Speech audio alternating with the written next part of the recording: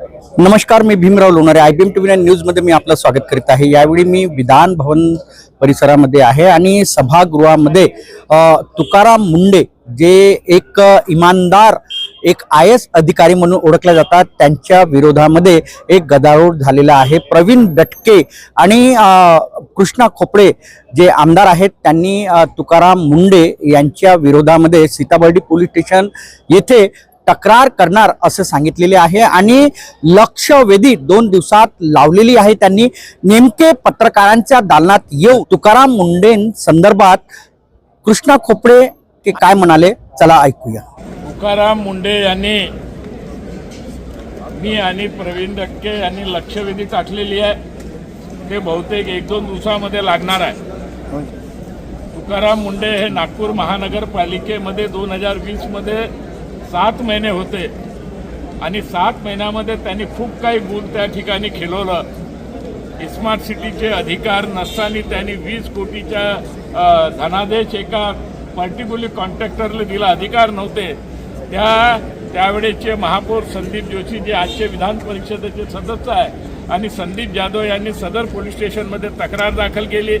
त्यावेळेच्या smart सिटीच्या महिला 2 अधिकाऱ्यांनी त्यांच्या कॅबिनमध्ये बोलवून शिवीगाळी करणं, टॉर्चर करणं महाराष्ट्राच्या इतिहासामध्ये ही पहिली घटना आहे का तुकाराम मुंडेच्या विरोधात एका IAS अधिकाऱ्याच्या विरोधात सदर पोलीस स्टेशनमध्ये त्या 2 महिलांनी तक्रार दाखल केली.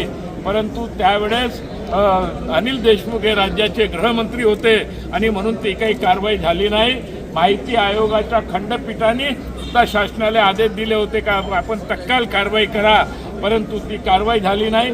मी आणि प्रवीण दटके यांनी लक्षवेधी टाकलेली आहे आणि 4-5 दिवसापासून कंटिन्यू मीडिया आणि प्रेसमध्ये ही बातमी येत आहे. आणि काल जेव्हा मी विधानसभेमध्ये आलो त्यावेळेस तुकाराम मुंडेच्या इशाऱ्यावर त्यांच्या 2 समर्थकांनी मला काल फोन केला, धमकी दिली का तुम्ही तुकाराम मुंडेच्या विषयी बोलू नका नाहीतर त्याचे गंभीर परिणाम होईल. हे तुकाराम मुंडेंनी केलेलं हे कृत्य आहे, त्यांच्या इशाऱ्यावर केलेलं कृत्य आहे आणि म्हणून मी आता विधानसभेमध्ये हा विषय विशेष बाब म्हणून उचलला आणि त्याची तक्रार माननीय मुख्यमंत्री महोदय, माननीय विधानसभा अध्यक्ष आणि माननीय पोलीस आयुक्त सीताबर्डी पोलीस स्टेशनमध्ये तक्रार दाखल केली आणि पोलीस कमिशनर साहेबांनी सांगितलं आहे का आम्ही कारवाईची दखल घेतली आहे, FIR दाखल केलेला आहे आणि ते ज्या लोकांनी फोन केला ते ट्रेस झाला आहे आणि विधानसभेमध्ये हा विषय सगळ्यांनीच मिळून उचलला. प्रवीण दटके साहेबांनी हा विषय धरून उचलला आणि माननीय अध्यक्ष महोदयांनी निर्देश दिले आहे आणि मंत्री महोदयांनी सांगितलं आहे का याची शासनाने गंभीर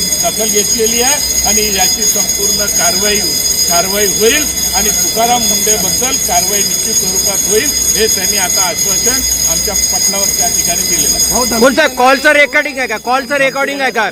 कॉलचं रेकॉर्डिंग आहे का धमकी देणाऱ्याच्या? धमकी देण्याचं मोबाईलवर काल आलं होतं. 2 मोबाईलवर माझ्या त्याच्या धमक्या आल्या. मी त्याच्या मोबाईल नंबर सहित त्यांच्या नावासहित तक्रार दाखल केली आहे आणि सीताबर्डी पोलीस स्टेशनमध्ये ते FIR बी दाखल झाली आहे. पोलीस विभाग उच्चस्तरीय त्याची चौकशी करत आहे. तर आपण बघितलं ना काय म्हणाले कृष्णा खोपडे आणि प्रवीण दटके. पण येणारा काळच सांगेल की तुकाराम मुंडे वर जे आरोप प्रत्यारोप होत आहेत ते सत्य की असत्य. पण हे मी तुम्हाला विशेष म्हणून सांगतोय की तुकाराम मुंडे यांची नागपूर येथे बदली होणार आहे. आपण बघत राहा IBM TV न्यूज. आमच्या चॅनलला लाईक करा, सबस्क्राईब करा, आयकॉन बेल बटन दाबण्यात विसरू नका. धन्यवाद. नमस्कार.